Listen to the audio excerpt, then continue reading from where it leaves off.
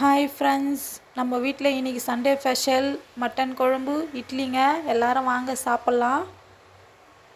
நான் நம்ம சேனலில் மிளகாய்த்தூள் அரைப்பது எப்படின்னு ஒரு வீடியோ நான் போட்டிருக்கேங்க. அந்த வீடியோவை எல்லோரும் பாருங்கள்.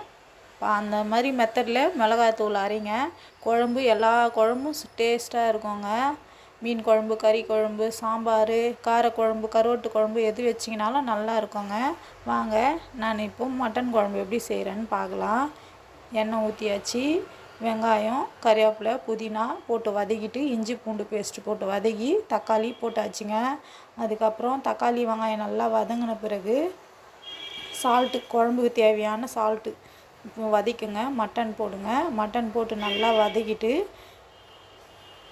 வதங்கின பிறகு கரம் மசாலா தூள், நான் வீட்டில் அரைச்ச மிளகாத்தூள் தாங்க. நான் 4 ஸ்பூன் போட்டிருக்கேங்க 1/2 கிலோ மட்டனுக்கு. நல்லா வதக்கி தண்ணி ஊற்றிடுங்க.